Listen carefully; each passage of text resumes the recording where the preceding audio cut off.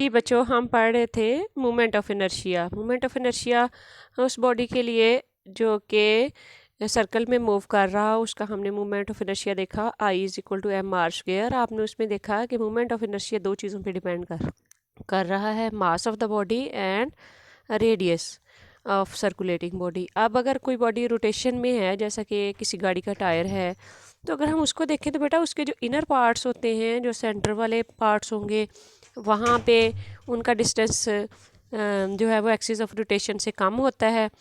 जो outer part होंगे उनका डिस्टेंस जो है वो एक्सिस ऑफ रोटेशन से ज़्यादा होता है।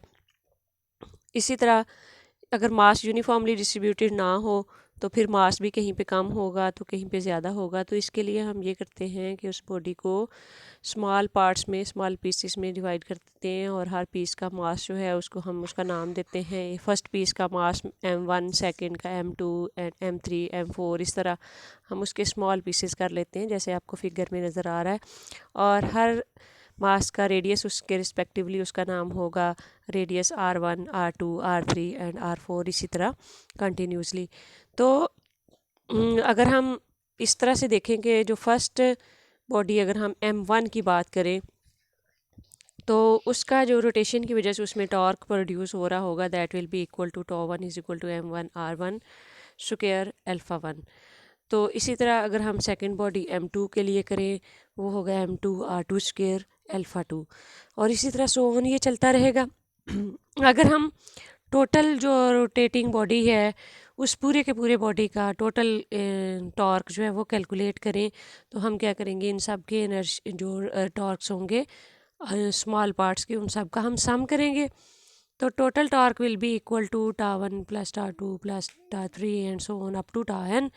और इस तरह से अगर हम इन सब को सम की फॉर्म में लिखें तो हम इसको इस तरह से लिखेंगे कि total torque is equal to M1 R1 square alpha 1 plus M2 R2 square alpha 2 and so on plus MN RN square alpha n। अब अगर हम इस केस में देखें तो इसमें सारे बॉडी जो हैं वो पूरे का पूरा बॉडी जो है, यानी अगर हम पूरे एक टायर की ही बात करें तो वो सारा सेम टाइप की उसमें मोशन होती है एंगुलर फॉर्म में, तो उसका एंगुलर जो एक्सेलरेशन होगा अल्फ़ा वो सब का सेम होगा। इसलिए हम कहते हैं कि अल्फ़ा 1, अल्फ़ा 2, अल्फ़ा 3 ये सब बराबर हैं, तो that is equal to alpha.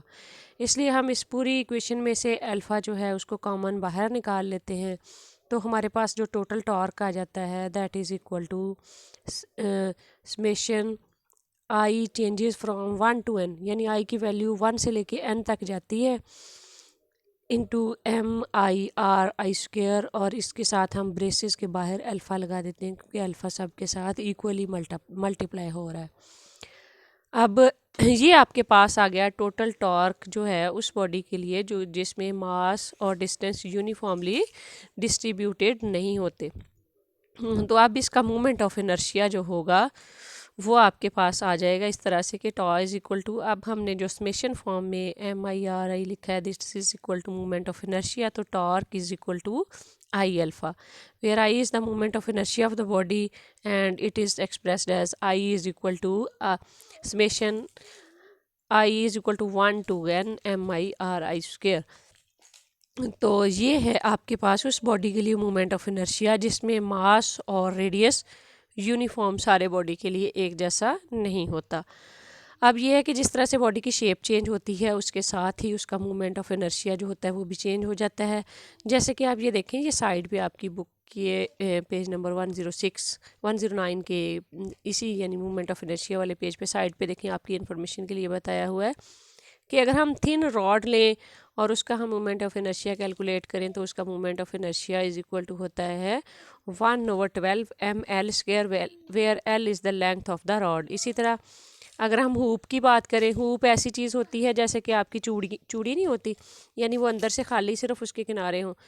तो अगर हुप टाइप कोई भी मटेरियल हो, उस मटेरियल के लिए अगर हम देखें उसका जो मोमेंट ऑफ इनर्शिया होता है वो I is equal to MR square होगा। इसी तरह कोई डिस्क टाइप, जैसा कि आपने CD देखी होगी, तो जिस तरह CD चीज़ होती है, डिस्क टाइप कोई चीज़ हो या इसी तरह वो सिलेंड्रिकल फॉर्म में हो, तो उसका जो मोमेंट ऑफ इनर्शिया होगा that will be equal to 1/2 MR square. इसका फार्मूला देखें आप, जैसे बॉडी की शेप चेंज होती है उसके साथ ही उसका मोमेंट ऑफ इनर्शिया जो है वो भी चेंज हो जाता है। इसी तरह आप सफ़ियर का देखें तो सफ़ियर का इक्वल होता है 2/5 mr²। यहाँ पे जैसे ही सफ़ियर की भी शेप चेंज हुई तो उसके साथ ही उसका फार्मूला जो है वो भी चेंज हो गया। तो ये हैं डिफरेंट बॉडीज़ के मोमेंट ऑफ इनर्शिया जिनकी शेप्स जो हैं वो यूनिफॉर्मली डिस्ट्रीब्यूटेड नहीं होती।